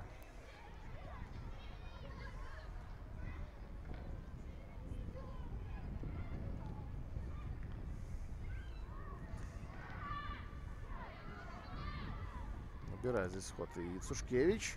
Сталкивается с Горбуновой. Вот так. В пределах правил и та, и другая футболистки действовали. Поэтому здесь не было повода у Руслана Лобанова давать свисток в чью-либо пользу. А вот брещанки разыграли совсем как-то неудачно. Цушкевич мяч выпустила за боковую. И опять же, бобруйчанка никуда не торопится. Вообще никуда. Андрей Сычек это тоже понимает. Нужно что-то делать. И сейчас мы увидим еще замены. Потому что там готовится к выходу на поле. И уж там Елизавета Хандога. Но вполне логичный ход был бы выпустить сейчас Елизавету, нападающую. Да, 18 номер переодевается. Все верно, я разглядел, даже без номера. Вот только вопрос, в пару к Анастасии Евзрезовой или вместо Анастасии? Это момент интересный. Тут возможны варианты любые.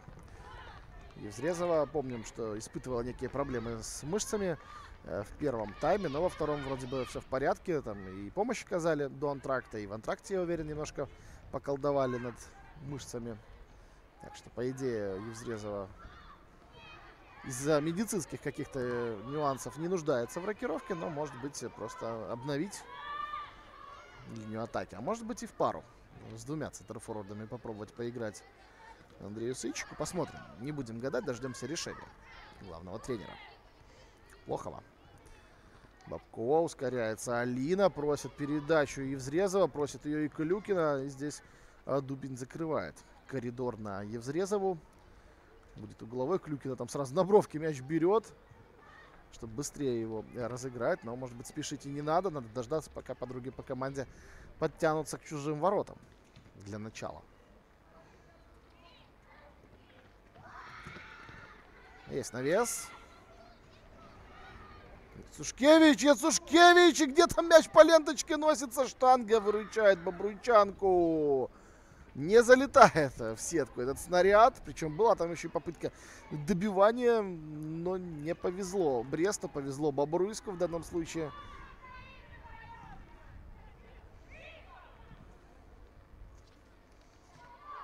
Клюкина. Еще один загруз мяча в штрафную. Плохова здесь на подборе. Против нее сразу две соперницы. Плохова. Дубин не самым удачным образом подкатилась. А здесь спасает Оксана Шпак. После удара Дарьи Мышленник. Вот это да, вот это сейвище от голкипера. Казалось, уже наверняка там в угол укладывает мяч 15 номер Динамо. Но успевает переместиться, даже не прыгнуть, а именно перебежать в этот угол Оксана Шпак. И на опыте действует сейчас голкипера бобруйчанки. Просто классно прочитала ситуацию, спасает свою команду. Вот два момента подряд у Бреста. Голевые до предела, но ни разу мяч все-таки в рот так и не побывал. Хандога готова уже на поле появиться. Но паузы пока в игре нет, чтобы это сделать. И еще кто-то из футболистов Динамо переодевается. Мы пока следим за другой частью поля. За левой половинкой, а не за правой. Выйдет Маргарита Юрчук под 12 номером, как я понимаю. И заменит она как раз-таки Дарью Мышленник. А вот кого заменит Елизавета Хандога пока непонятно. Не вижу я на табло у Романа Голодко этих цифр. 18-ка там точно есть зелененькая. А вот кто красненьким отмечен, пока не вижу. Но то, что Юрчук выйдет вместо Мышленника, это уже на табло как раз отобразилось. С одной стороны одна заменка, с другой другая. Важинская отправляет мяч вперед. Ну вот пауза, но пока без замен. Не готова там еще Юрчук выйти. И ее, я так понимаю, ждут немножечко сейчас на бровке. Ну все, переоделась окончательно Маргарита. Несколько экстренно, так мне кажется, ее Андрей Сычек дернул на переодевание. Как раз после того, как Мышленник не забила. А это, конечно, только совпадение, я думаю. Не потому, что Дарья запорола эпизод, ее снимают с игры. Нет, не поэтому. Но вот включились немножко брещанки в плане скорости, и сразу же какие-то моментики стали возникать. Очень близкие к голевым. Сколько по XG дадите вот этим двум шансам Бреста? Каганюк, судя по всему, уйдет с поля. Елизавета Хандога вместо нее появится. Так что все-таки с двумя центральными нападающими Динамо будет играть дальше. Но пока, опять же, нету паузы, чтобы провести замены. Девчонки там стоят, мерзнут чуть-чуть.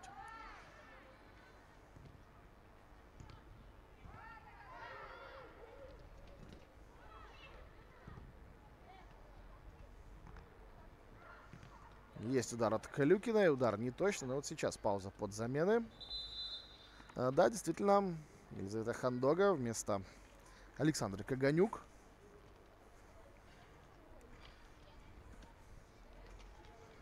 И, соответственно, покидает поле Дарья Мышленник. Выходит на него Маргарита Юрчук.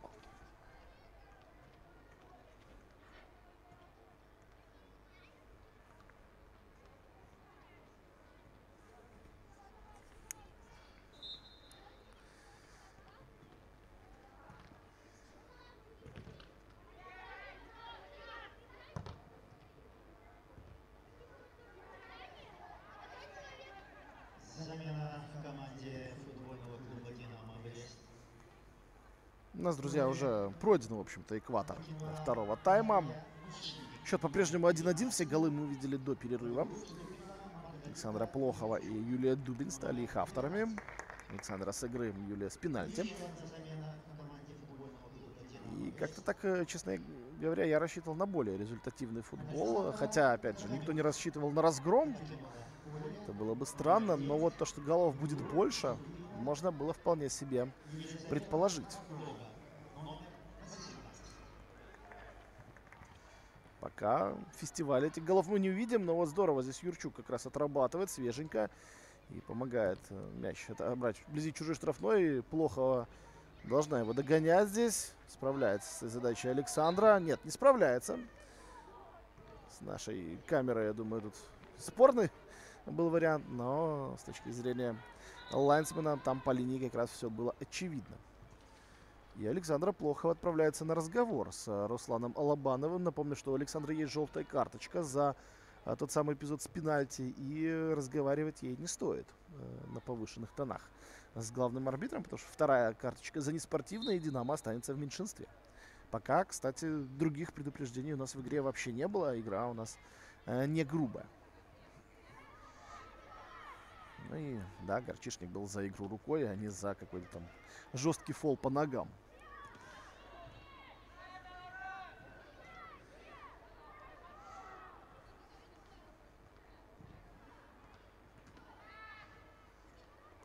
Клюкина.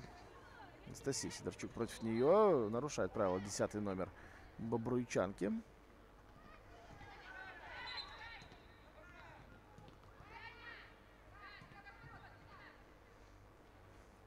Сейчас Оксана Шпак командует своим подругам по команде. Играем от обороны. Не надо лезть там на рожон. Действительно, все, кроме Дарьи Виноград, сейчас на левой половине поля. Ну и Дарья там не так уж и далеко от центрального круга. На самом-то деле.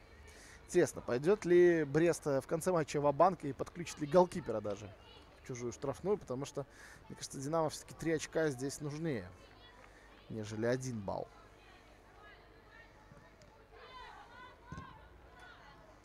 И отправляется мяч практически в комментатора. Но комментатор здесь надежно закрыт, если что, отобьется.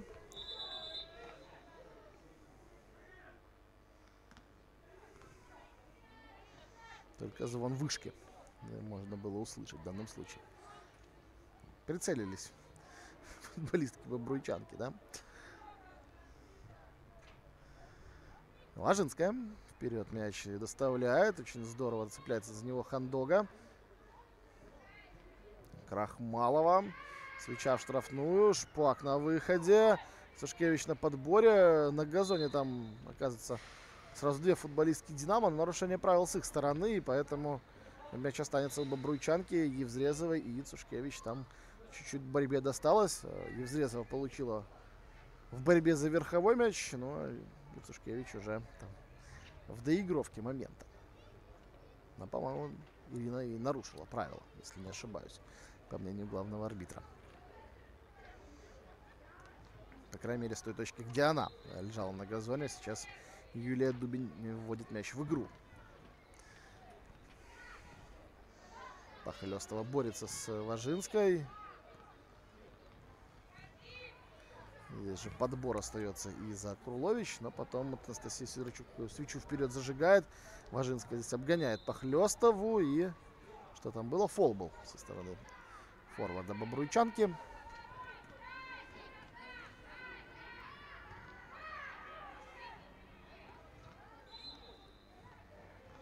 Ну и снова по катящемуся мячу играют здесь брещанки, что не дозволяется правилами, и Руслан Лобанов обращает на это внимание брещанок не впервые.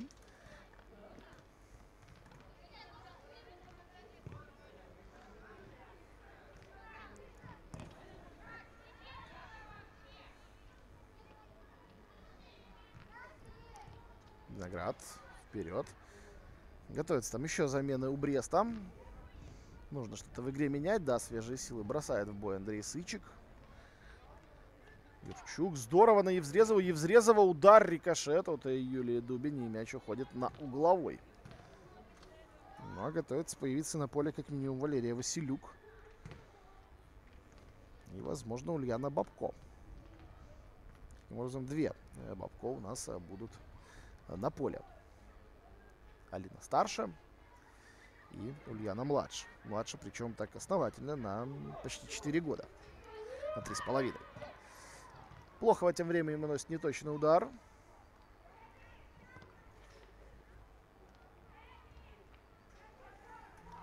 Ну, смотрите, не боится Андрей Сычик бросать в бой девчонок 2008 года рождения. Юрчук уже на газоне. Василюк и Бабко готовятся. Если, опять же, правильно разглядел там номера, может быть, и не они, но выбор небольшой. Есть еще Анна Дубовик и Виктория Габришук. Но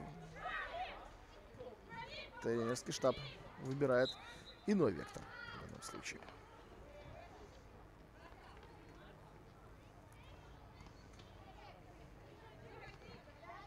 Да, 5-й и 4-й номера. Так что именно этих двух девушек, которых я назвал, Валерию Василюку и Лену Бабко, мы увидим в скорости на поле. И таким образом лимит замен будет исчерпан.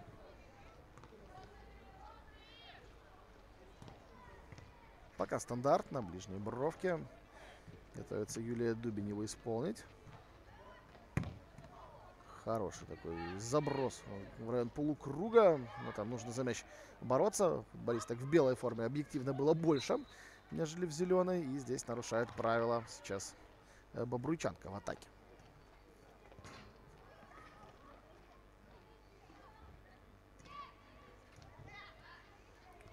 Быстро разыграли мяч брещанки. Величинская набирает ход. Попытка проникающего паса не прошла здесь.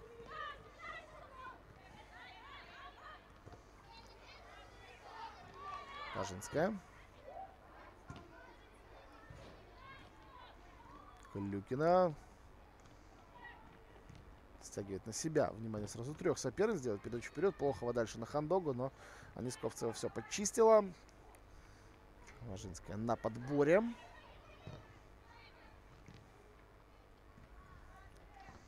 Здесь не самая удачная передача была вперед. Но опять же, бобруйчанки просто отбиваются пока что. И чем ближе у нас финальный отрезок матча, он уже, будем считать, вот-вот пойдет последняя 10-минутка, тем больше просто на отбой играют гости. А Брест все бьется в закрытые бобруйские двери.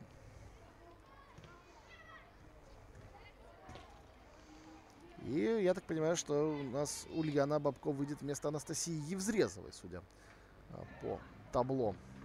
В руках Романа Голодко. Вместо кого выйдет Валерия Василюк, мы сейчас, я думаю, узнаем в этой паузе. Разрешает как раз замены. Софья Клюкина уходит. Вот вместо кого. Второй номер уходит, четвертый выходит.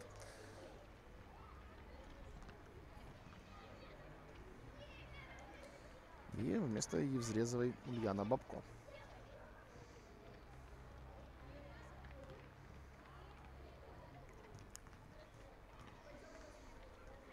Ну и Софья Клюкина очень недовольна, видимо. Может быть, заменой, может быть, игрой. Отправляется сразу в раздевалку. Взяла манишку и ушла. По-английски не прощаясь. Плохова оттесняет ее от мяча довольно жестко, но в пределах правил Зоя Горбунова.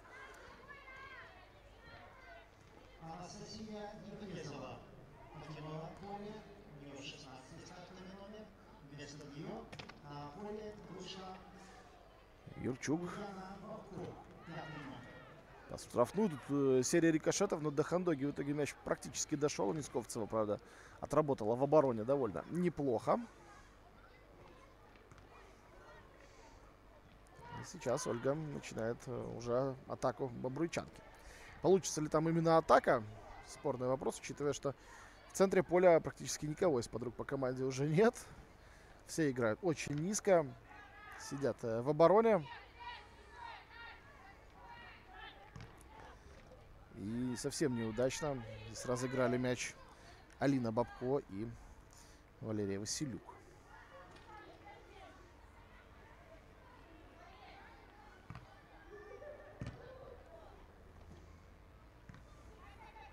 Да, 16 лет всего лишь девчонкам, которые появились у нас на газоне. Начинают только они свой путь, по большому счету, в профессиональном футболе.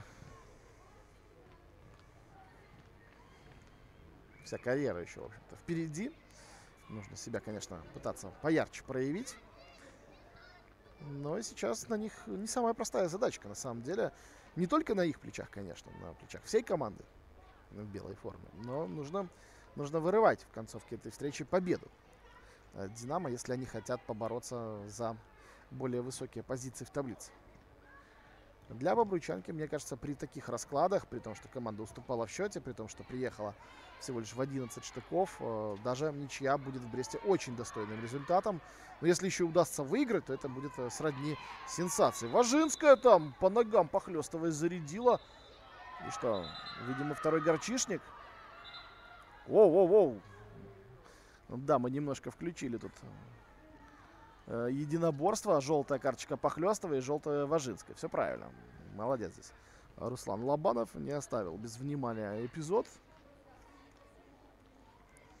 И получают девчонки предупреждение. Ну, жестко сошлись. Важинская, конечно, там не права была. С этим срубом костоломным по ногам. Ну, и Похлёстовой это не понравилось. Естественно, решила она, не дожидаясь санкций арбитра, в неспортивном стиле ответить. Так что вполне справедливо рассудил тут все главный арбитр. На грубость там Важинская особо не отвечала, но желтую она заработала именно за фол, а вот уже Похлёстова за эмоции. А, кстати говоря, и не фол там вовсе был, там аут в пользу бобруйчанки, так что обе желтые за неспортивное поведение в данном случае. А вот эту борьбу в партере оставили без внимания. Ну, может быть и так. В любом случае стык там был довольно жесткий.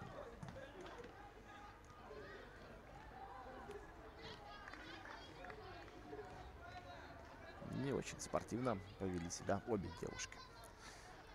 Ну, опять же, эмоции, смотрите. Концовка матча. 40-я минута второго тайма. Остается у нас чуть более 5 до конца основного времени. Плюс, я думаю, еще минутки 3 добавит в этот раз Руслан Алабанов. Угловой заработали гости. И стандарты — это шанс для них. Почему бы и нет. С игры мало что получается.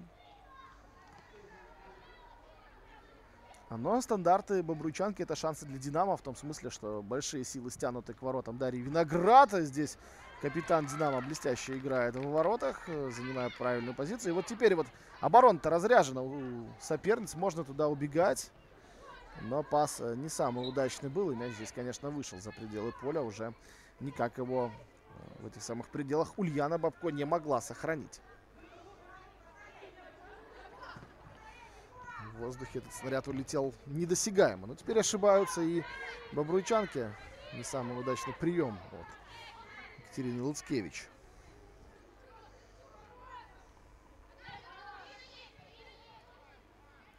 Ну и уже подсказки пошли в стиле «время есть».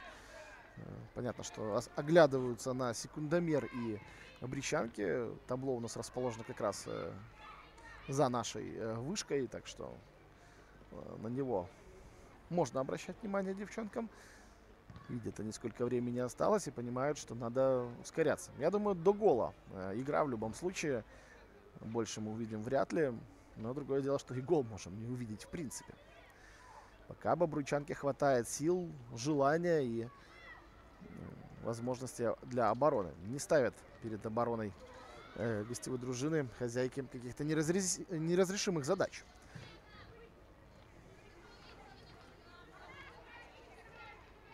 Величинская спешит Карина в атаку. Предлагает ей варианты партнерши. Наверное, один из худших был выбран. Но здесь уже и силенок бежать в контратаку бобруйчанки нет.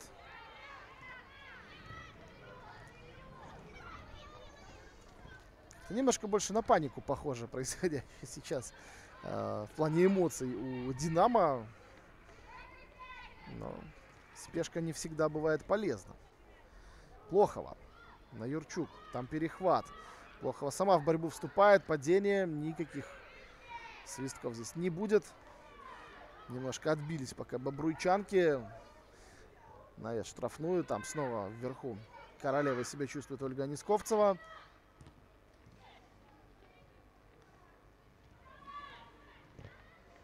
Личинская вперед. Хандога. Там даже не скидка получилась. Там просто мяч дошел до Крахмаловой. Здесь удар. Падение сразу двух футболисток. Там главное руками не сыграть в этой кутерьме веселой. Но она для кого-то веселая, для кого-то не очень. Немножко пожарят и бобруйчанки. Вот сейчас такой классический женский футбол пошел. На эмоциях. Плохого. Только отбивается Бобруйск сейчас. «Динамо» давит. Можно сказать, что это уже и финальный штурм. Дубень просто в аут, без затей. Нужно ускоряться туда. Важинская уже все равно, в общем-то, кто эти ауты будет вводить. Главное держать мяч в игре, главное нагнетать давление. И, возможно, какую-то ошибку «Динамо» подловит. Но другое дело, что и бобруйчанка может ведь подловить. Много не надо, одну. Счет на табло ничейный. И любая ошибка в любую сторону будет фатальной. Для команды, которая ее допустит, естественно. Потому что, мне кажется, больше двух мячей мы сегодня в исполнении Бреста и Бобруйска не увидим. Кто пропустит, отыграться уже и не успеет, и, наверное, и не сможет. Юрчук. Сама себе зажигает свечу. Там же Екатерина Казак в борьбу вступила.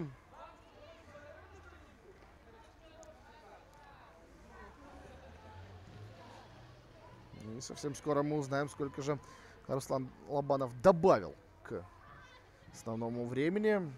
Моя ставка минуты 3. Посмотрим, насколько она окажется верной.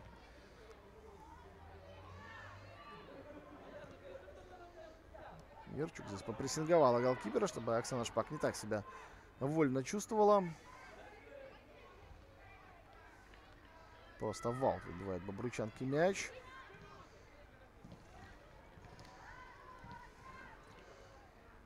Из последних сил, я бы сказал, бобруйчанки держатся сейчас. Но морально-волевые на их стороне, как будто бы. Они понимают, что бьются за эту ничью как минимум. Но был бы счет, например, там, не знаю, 2-0, да, или хотя бы 1-0, возможно, уже и не так надежно выглядела бы гостевая дружина.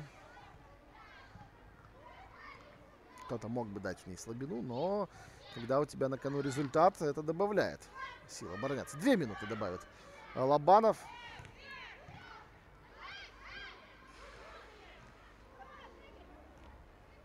Ульяна Бабко отыгралась с Алиной.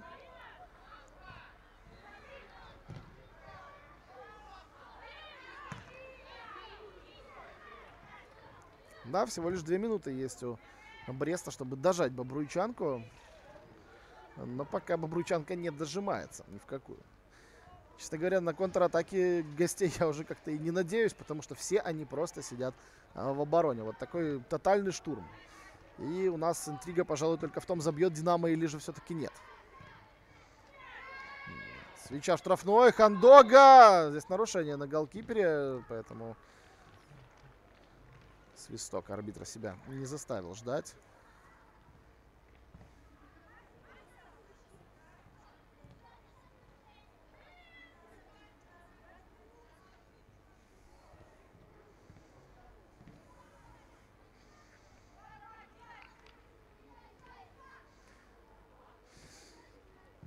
Дубин далеко выбивает снаряд. До Похлёстова он, конечно, не доходит, не позволяет этого сделать сейчас. Много на Плохова. Плохова. Удар. Несковцева его блокирует. И Анастасия Сидорчук просто на отбой. Просто в район чужой скамейки. Вторая из компенсированных минут у нас уже побежала на секундомере. Величинская. Алина Бабко. Теперь же на Ульяну передача была. Вот Маргарита Юрчук. Аут заработали брещанки, но не более того. А даже не заработали. В итоге снаряд судьи отдают Бобруйчанке. Олцкевич. Похлёстова даже не зацепилась за этот снаряд. Отдала его брещанкам. Ну что, последний вариант штурма, наверное. Времени все меньше и меньше. Едва ли не последняя атака сейчас у «Динамо» в этой встрече. Да, даже последняя. Итак, финальный свисток, друзья. 1-1 в Бресте. Бобруйчанка выгрызает таки эту ничью. И посмотрите, как радуются футболистки приезжей команды. Расстроены брещанки. Хороший матч, я считаю, мы с вами увидели. В любом случае, достойный того, чтобы похвалить и тех, и других. На гол Александра Плохова в первом тайме умудрилась ответить с пенальти Юлия Дубин. Также до антракта. Вот такой вот футбол. Набирают команды по 1 очку в таблицу. Дмитрий Шевченко для вас эту встречу комментировал. Спасибо, друзья, за просмотр. Всем мира и добра. Услышимся на белорусском футболе. Пока. 20 октября и встретятся в городе Гомеле с футбольным клубом «Гомель». Пожелаем им удачи. А сегодня всех тех, кто присутствовал на нашей встрече, поддерживал нашу команду, мы говорим спасибо. До новых встреч!